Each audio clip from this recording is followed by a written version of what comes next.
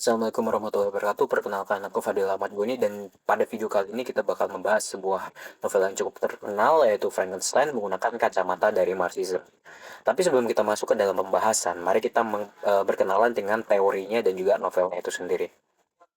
Apa itu sebenarnya Marxism? Marxism adalah sebuah teori yang diciptakan atau didevelop by Karl Marx dan juga Friedrich Engels, di mana ini tuh berkaitan dengan class struggles dan juga class conflicts yang kita tahu bahwa ada yang namanya bourgeois dan juga proletariat.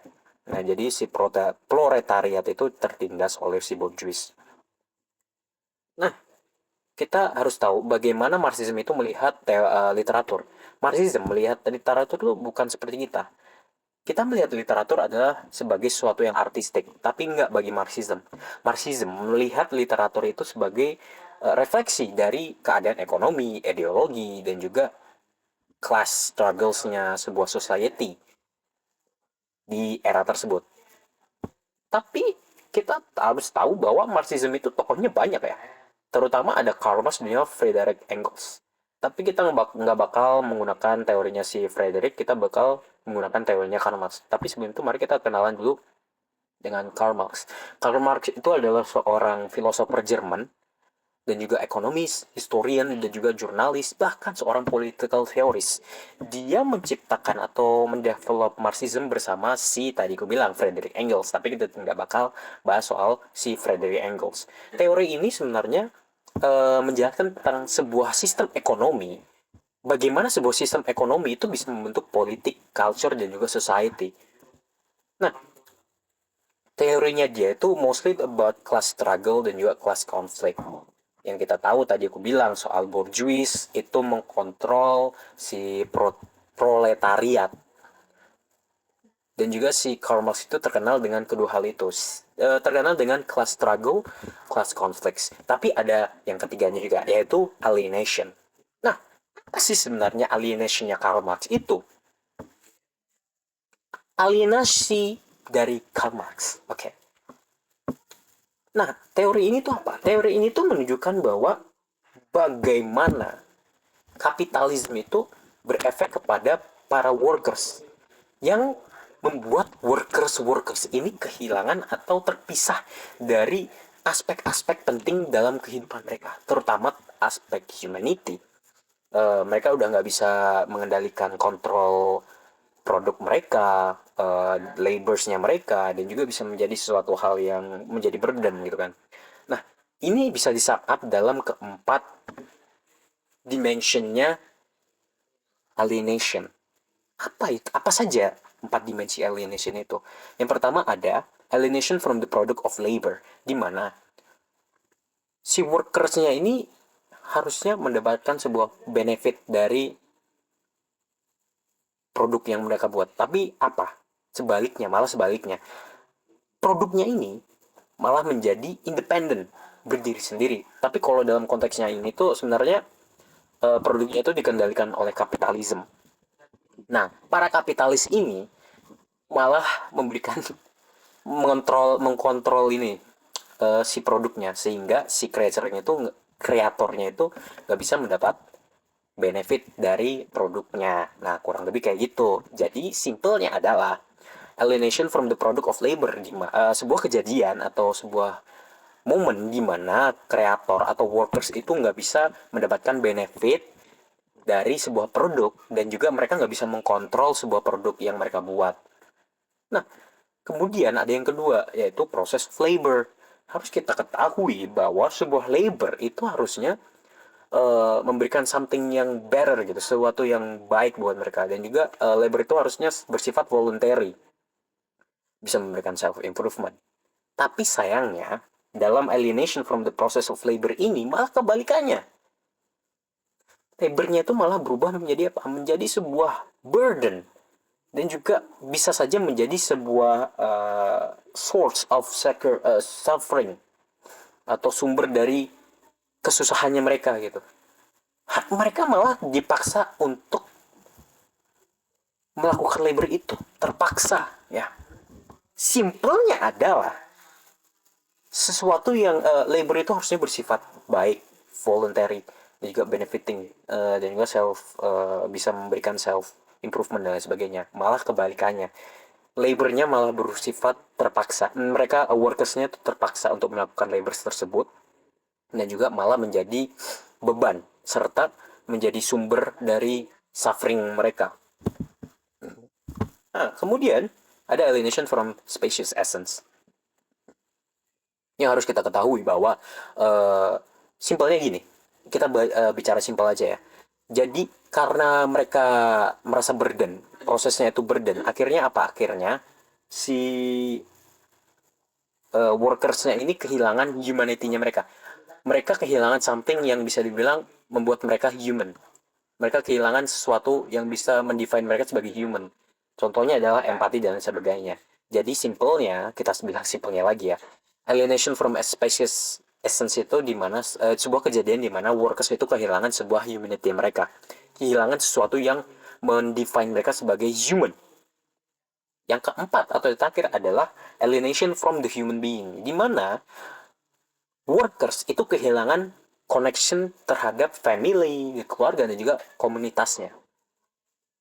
Jadi, simpelnya adalah mereka tuh kehilangan hubungan. Malah hubungan antara keluarga, teman, dan juga komunitasnya tuh kandas. Karena laborsnya. Nah, jadi keempat dimensi of alienation itu sebenarnya saling terhubung, teman-teman. Saling terhubung. Kemudian kita bakal lanjut bahas aja ya soal si Mary Shelley dan juga Frankenstein-nya dia. Mary Shelley itu adalah seorang novelis terkenal Inggris yang menjadi salah satu figur penting dalam periode romantik ya. Dan juga tadi yang gue bilang salah satu novel terkenal aja Frankenstein, di mana novel itu membahas soal ambisi, human isolation, dan juga moral responsibility. Nah, kita akan langsung aja bahas summary-nya. Jadi Frankenstein itu bercerita soal apa? Bercerita soal seorang saintis muda yang sangat terobsesi untuk menemukan secret of life, rahasia dari kehidupan, yang mana dia mendedikasikan kehidupannya untuk belajar hal-hal itu, sampai pada akhirnya dia berhasil menciptakan sebuah creature. Dia berhasil membuat sebuah produk yang hidup. Tapi harusnya ketika dia menciptakan sebuah produk itu, harusnya dia bangga dong dan juga bisa menjadi sebuah achievement. Enggak, teman-teman. Dia malah takut karena ya makhluknya tuh ngeri banget ya. Makhluknya ngeri dan ya karena itu dia meninggalkan makhluk itu sehingga makhluk itu merasa apa nih? Apa nih kok gue ditinggalin gitu kan?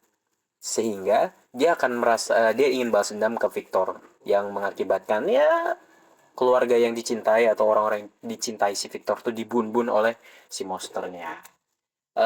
Endingnya nggak bakal aku spoilerin atau kalau kalian pengen lihat ya itu ada di screen kalian tuh consumed by guilt and fear Victor become isolate until he die because of revenge. Kurang lebih kayak gitu summary-nya teman-teman. Nah, kenapa Victor ini bisa dikaitkan dengan alienation? Kita tadi lihat alienation si Victor itu sangat dekat sekali dengan alienation, teman-teman. Tadi si produknya Victor malah mendominasi hidup Victor. Prosesnya dari yang awalnya dia tuh berdedikasi belajar dengan baik itu malah berubah menjadi obsesi. Yang ketiga, itu dia mulai kehilangan esensi manusianya. Dan keempat, teman, gara-gara si creature ini atau si produk ini, dia malah memutuskan hubungan antara keluarganya itu terputus kok. Kasian banget ya. Nah, mari kita masuk ke dalam pembahasannya secara detail. Yang pertama adalah creating what one cannot embrace. Ini alienation from the product of labor. Di sini terdapat sebuah kalimat atau salah satu scene ya. The beauty of the dream vanished and breathless horror and disgust fill my heart. Di sini menunjukkan bahwa Victor itu mendedikasikan hidupnya untuk menciptakan produk atau makhluk hidup ini. Tapi apa? Tapi makhluk hidupnya malah berubah menjadi seorang yang independen. Ya, dependent dan juga kemudian bakal mendominasi hidupnya. Nah, ini dominasinya dalam bentuk apa? Oh ya, tadi Victor juga sehingga Victor nggak bisa mengkontrol si monster ini ya gara-gara dia kabur, dia takut. Nah, kehidupan Victor mulai didominasi oleh Si creature-nya itu ketika si makhluk itu membunuh si William Frankenstein, Henry Cleverell, dan juga Elizabeth Lavenza. Nah, ini gara-gara apa? Gara-gara si Victor nge-abandon si produknya. Sehingga apa? Sehingga si produknya itu bukannya malah memberi benefit, malah memberikan sesuatu yang mendominasi dia, juga memberikan sesuatu yang negatif lah. Bahkan dia si creature-nya tuh bilang, I will be with you on your wedding night. Itu artinya apa? Artinya dia bakal balas dendam terus. Produk yang Victor buat malah ingin balas dendam terhadap si Victor dan mengakibatkan bukan memberikan benefit atau malah memberikan keburukan. Jadi Victor tuh nggak bisa mengkontrol si makhluk hidupnya itu. Nah, kemudian yang kedua ada alienation from the process of labor. Di sini kita tulis when labor becomes obsession. Pada awalnya Victor itu belajar demi untuk ya seeking knowledge aja gitu. Di sini kita bisa melihat my cheek had grown pale with study and my person had become emaciated with confidence.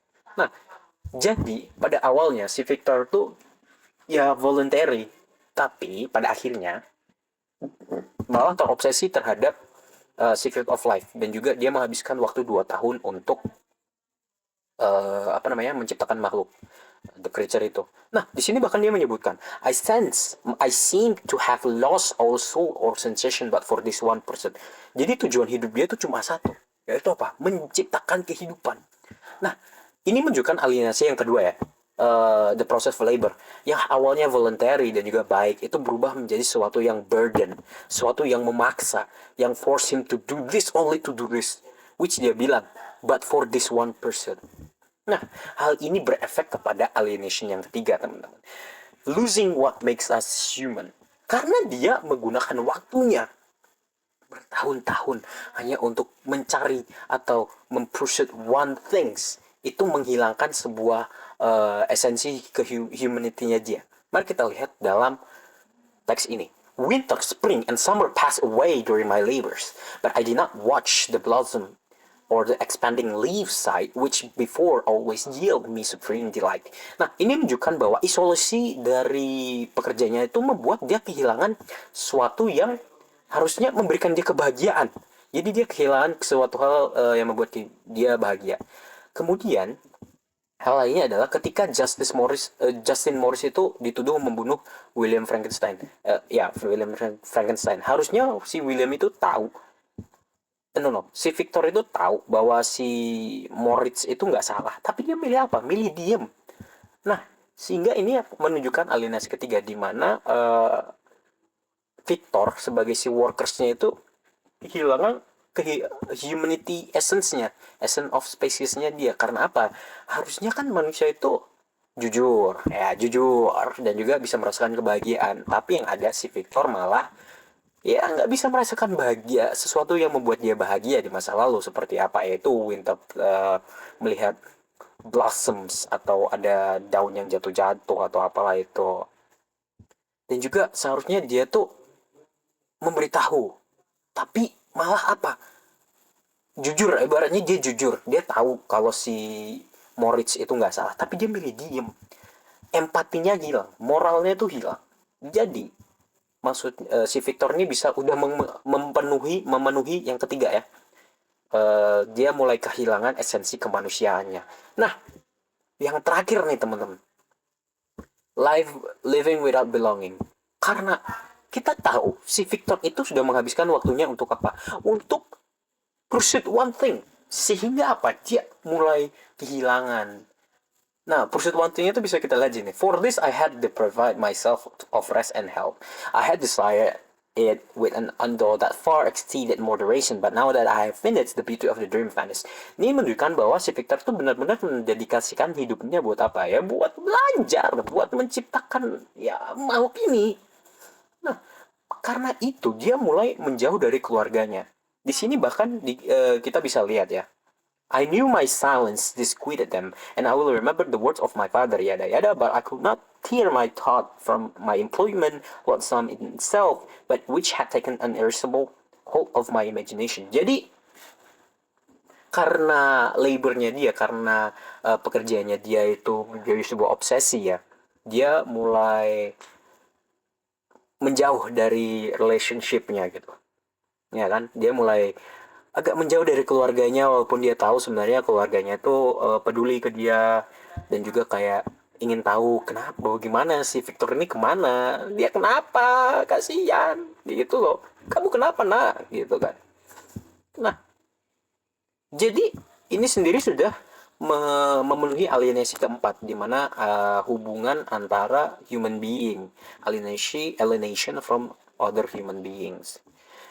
Si Victor pada akhirnya kehilangan semua orang di akhir kan, kehilangan ayahnya, keluarganya, fiancenya, karena produknya itu sendiri. Jadinya ya kayak gitulah, dia malah kehilangan semuanya, bahkan relationship-nya, bahkan jauh sebelum di create marknya itu ada gitu kan. Jadi dia sudah kehilangan sebuah relasi, mulai meregang relasinya gara-gara obsesinya. Baiklah, mari kita masuk ke conclusion. Jadi, si Victor itu merasakan keempat alienasi. Makanya aku bilang tadi, Victor itu adalah salah satu subjek yang pas untuk membahas alienasinya si Marx. Oke, mari kita ulangi lagi ya. Yang pertama, product of labor. Di sini kita ditunjukkan bahwa si produknya Victor malah bukan memberikan benefit, malah mendominasi hidupnya si Victor, memberikan source of sufferingnya Victor. Ini sudah melengkapi alienation yang pertama ya, di mana produknya itu bukan memberikan benefit tapi memberikan kesialan atau bahkan ya keburukan lah. Dan kedua adalah product of labor. Product of labor, mari kita lihat teman-teman.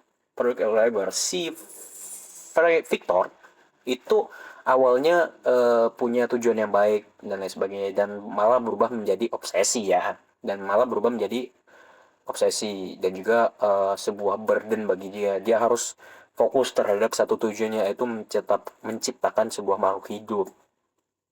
Nah, karena prosesnya itu sangat lama dan juga malah ngebuat dia fokus pada satu hal saja, dia mulai kehilangan yang namanya human essence. Dia itu mulai kehilangan empati, di mana yang seharusnya dia tahu bahwa si Mortris itu nggak bersalah, nggak ngebunuh si William, tapi dia malah milih diem. Dia milih diem untuk tidak ngomong. Karena dia apa? Karena dia takut si creature-nya. Karena dia takut dia disalahin gitu kan.